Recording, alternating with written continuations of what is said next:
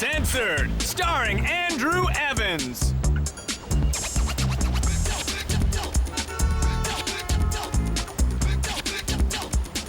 Please welcome Andrew Evans.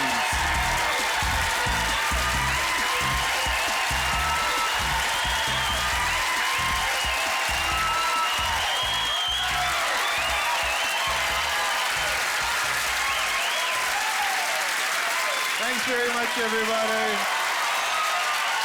I'm originally from Dartmouth, Nova Scotia, and I moved to Toronto about 10 years ago to chase a dream of doing stand-up comedy, and it's going well enough now that I have my own special on the Comedy Network.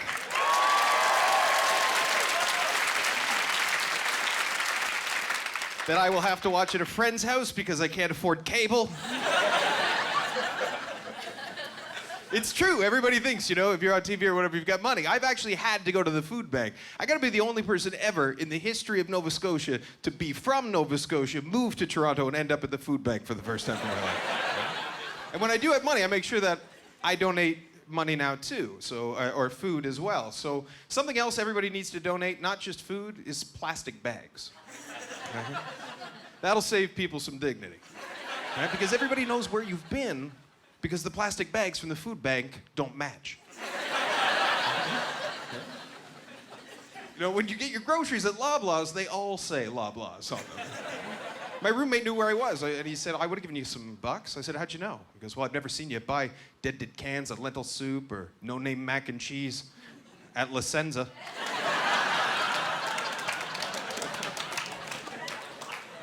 Get my bread at Radio Shack, too. Even when I have money, going back to some of those habits, like I'm at the grocery store and I rip the stems out of green peppers because you got to pay for those by the pound.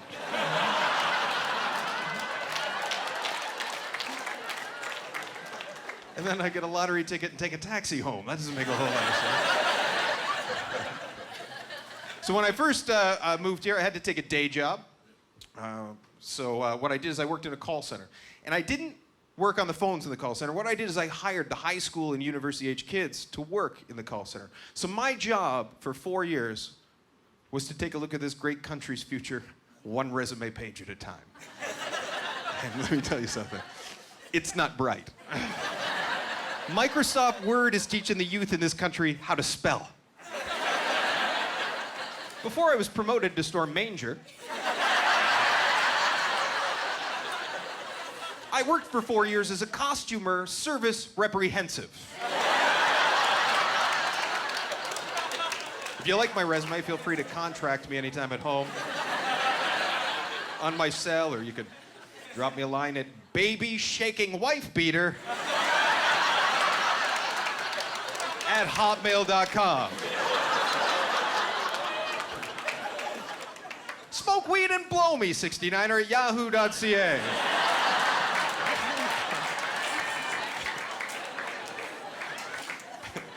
Now they're listing their interests on their resume. 16-year-old kids listing their interests on their resume at the bottom, right? I like to play Nintendo Wii, hang with my friends, and meet new people. Well, I didn't think you were qualified at first. You like meeting new people, do you? Apply for a job in a maternity ward. Those people are brand new. And they're looking for some mangers.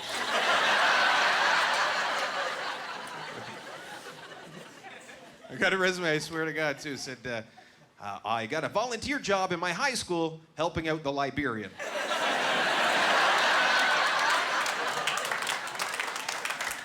It's not nice to single out a whole race of people on your resume like that. And unless you're smuggling diamonds out of Sierra Leone, I think you meant librarian. Got another one that said, I used to work at a record company. Among my many duties were to scout for new talent in the areas of spoken word, instrumental, and raping.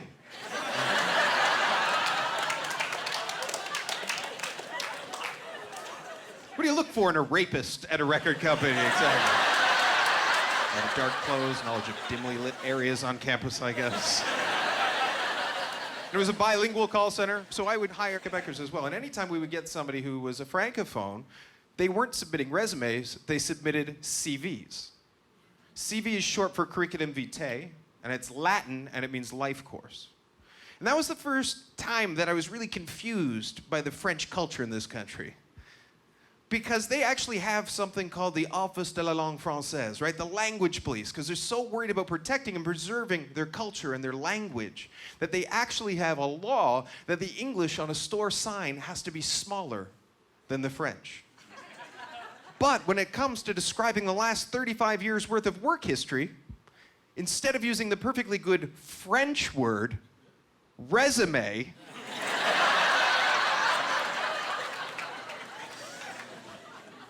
they're using the Latin. Are the Anglos using resume? They are. Fuck them. We'll use Latin, the original French. I actually did that joke at McMaster University, and a girl came up to me after a show, and she said, Andrew, I thought you were very funny, but I have to let you know something. I'm a French major here at McMaster, and there is no French word for resume. So don't go to McMaster, is what I...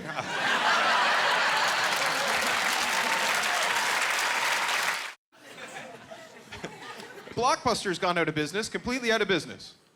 And that's amazing to me, because I was in there 3 times last week alone getting ideas on what to download. So... I was in there with a friend of mine, this movie freak nerd, keeps track of all the mistakes they make in movies, right? He like, Andrew, did you see Titanic? They actually had Pacific dolphins swimming in the Atlantic Ocean.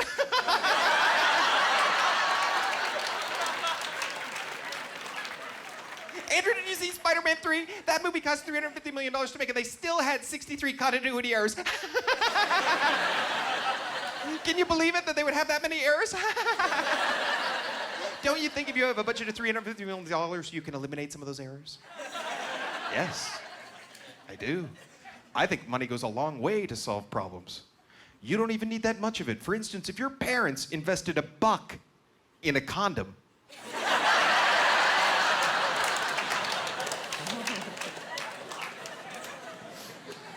I wouldn't have to call you my best friend. And I know I look a little bit like the Dr. House guy. Finally look like a celebrity, and he's a guy who's 20 years older than me.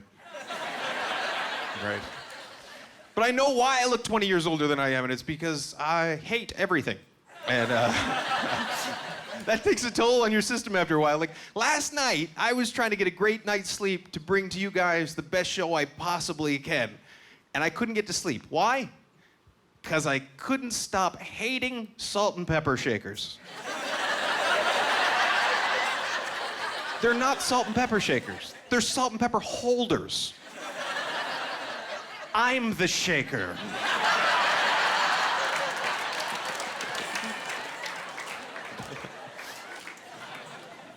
My dad spent 35 years in the military, and I think that's why I have a bit of a chip on my shoulder. I have a bit of a problem with authority. I think that's why I got into comedy. And authority's everywhere. It's not just your parents, it's not just police and military. It's anybody who's ever told you what to do. And there's a great example in the Toronto subways. There's signs that actually say, please don't feed the pigeons or the other birds. Couldn't that sign just read, don't feed the birds? Pigeons jockeying for position, like people confused as to what a pigeon is. You know, so everybody wants to be more important than they are. And you know, I used to date a guidance counselor who used to say things to me like, what's your plan of action? I don't know. You mean my plan? Is there a plan of inaction I could be taking? What's with all the extra words, right? And the way the military does it is they turn everything into initials. It doesn't have to be, but it is. D&D, Department of National Defense. MRE, Meals Ready to Eat. MP, Military Police. Everything's in initials. And I realized how full of shit that system was when I was 12 years old and I heard my dad ordering from the Sears catalog on the phone. Where do you live, sir? PMQs? What's your rank? C1? Where do you work? HMCS Iroquois? What's your postal code? Bravo 2 Golf 2 Victor 7. These people are so full of shit, everything's in initials except initials.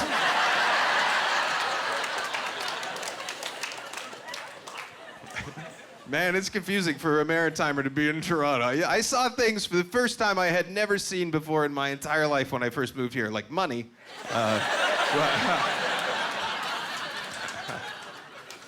But there's so much money, it's making people stupid. I saw people driving around in a Hummer limousine vehicle thing. I'm like, what the hell is that for? You navigating landmine fields in ball gowns on the way to the Raptors game? Then I met this guy, he spent $5,000 so he could go hunt ducks.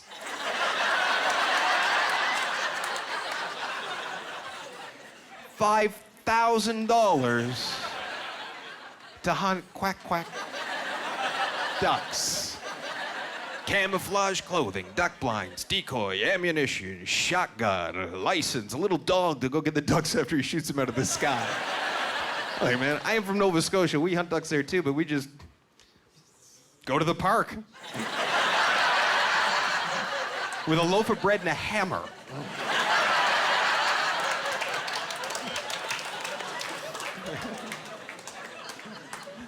Here, ducky, ducky, ducky, ducky, get the bread.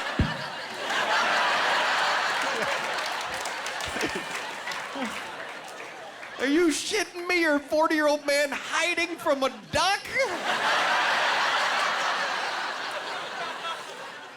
A duck will sit in your lap until you run out of bread, stupid, then it starts hunting you. All you need to outsmart a duck is a park bench.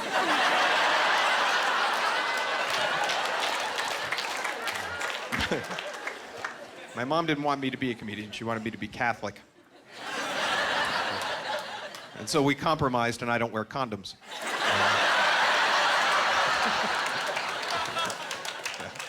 You have to wear condoms. I wear condoms, but I'm getting older, and so it's tougher. Like, I have to plan to wear a condom now.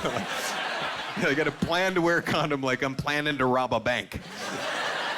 You know, because as soon as that hood goes down over the head, I got like 90 seconds to break in, find the vault, figure out the combination before shit goes down. You know?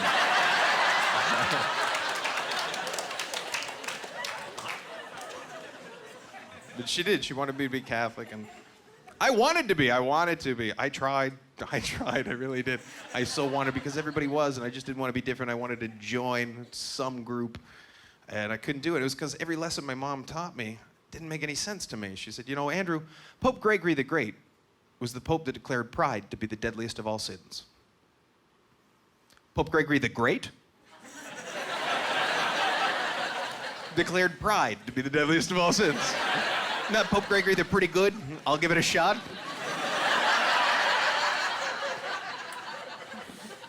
And our current Pope, Benedict, actually said from the Vatican balcony to his 1 billion Catholic followers worldwide, to be a good Catholic, to find the way to God, is to shun positions of power, wealth, and prestige. The Pope said from the balcony of his palace in his own city to 1 billion followers. But Christians are becoming more progressive. I saw a biography on Jesus not long ago, and they were interviewing a theologian, and the theologian said, it's time we do away with this idea that Jesus had blonde hair and blue eyes. He was a Jew from the Middle East. And how many Jews from the Middle East do you ever see with blonde hair and blue eyes? Like, that's a good point. I've never seen a Jew from the Middle East with blonde hair and blue eyes. I've also never seen a Jew from the Middle East that could walk on water and raise the dead. If he can turn water into wine, probably turn it into peroxide and some colored contact lenses too. What do you think? Tried to open up a bank account recently. I was like, I got this gig. I'm gonna need a bank account. Don't do that. Keep your money in your mattress. I went there and I said, I would like to open up a bank account, please. So I gave her $1,000 on the counter. She said, certainly, Mr. Evans, we will open you up a bank account. I go to leave, got my hand on the door of the bank. I haven't left yet. I'm about to leave, and I realized, oh my God, rent is tomorrow. I need $750 of that back. So I went back to the same teller.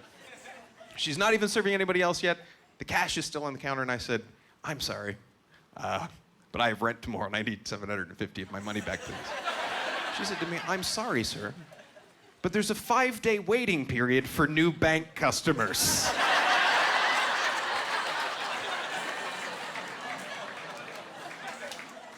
That's my money. It's still on the counter.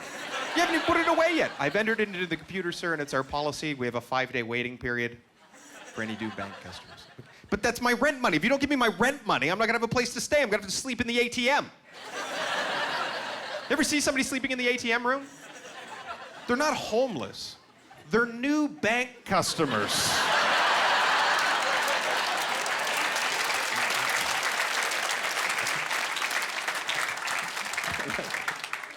So I was so upset, this is a completely true story, that I said, I don't like the service here. I'm closing my account.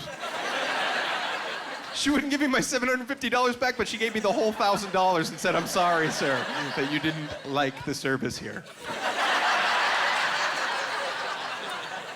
And so I put $750 in my pocket. I gave her $250 back and said, I'd like to open up a new account, please.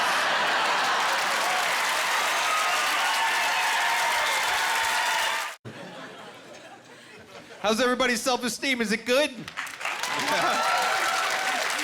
Oprah, remember in your spirit? We're so worried in this country and in the United States about building people's self-esteem that we're now doing it falsely. You know, like, we're banning using red ink when marking papers in schools because it makes the children feel bad. We're taking rules out of Little League sports. Hit a foul ball, run to third, it doesn't matter anymore. Final score, 0-0, everybody's exactly the same. And then 15 years later, that guy looks for a job in a call center wondering where it went wrong.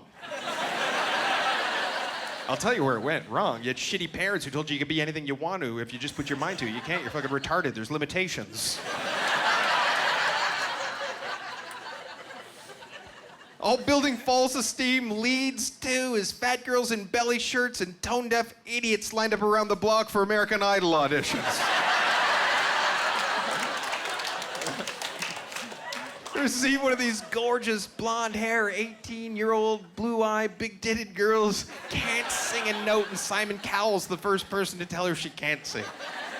You can't sing. Yes, I can. I know I can sing. I'm gonna show you. I can sing. Everybody tells me I can sing. Everybody. Yeah, because everybody at karaoke's trying to fuck you.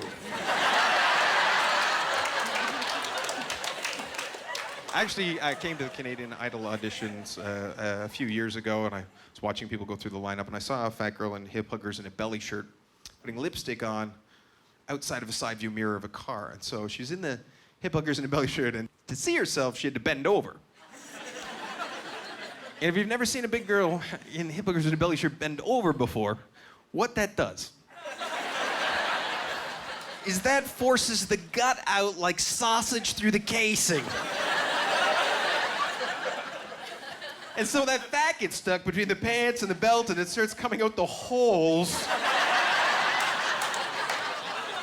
Like some kind of Play-Doh spaghetti fun factory mishap.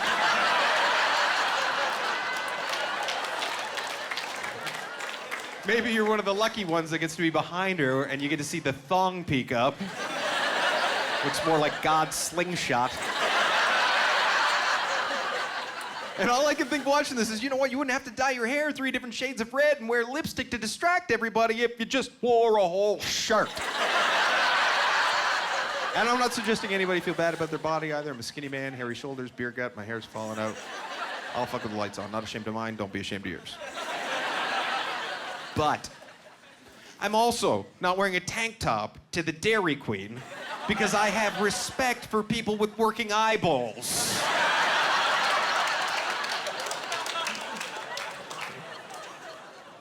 Why do I need to ruin your day getting the blizzard of the month because I'm having an I feel sexy day?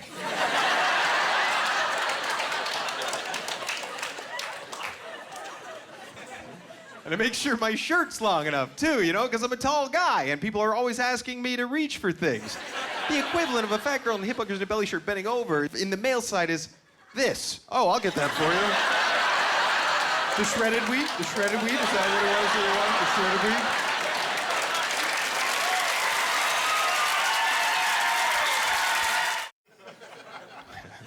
So as I said, my old man spent 35 years in the military. Last time I saw him in uniform actually was at Rideau Hall, getting a medal from the Governor General called the Member of Military Merit Award. I was very proud of him. He was part of Operation Apollo in the Persian Gulf in 2002.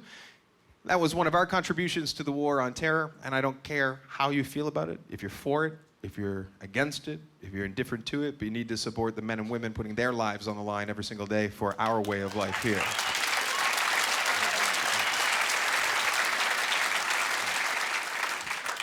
Because they're not all, defending America's economic interests in the Middle East. Some of them are there because they have a high school education and a pregnant girlfriend. Like my dad. Yeah, that's a GED. But he was telling me that we were dropping million-dollar weapons from billion-dollar planes to catch 4 malnourished Al-Qaeda running around the desert in pajamas with playground sharpened popsicle sticks. Do you really need to go to that kind of trouble? I don't think so. You know what you need? Loaf of bread and a hammer. Thanks very much, everybody. Have a great night.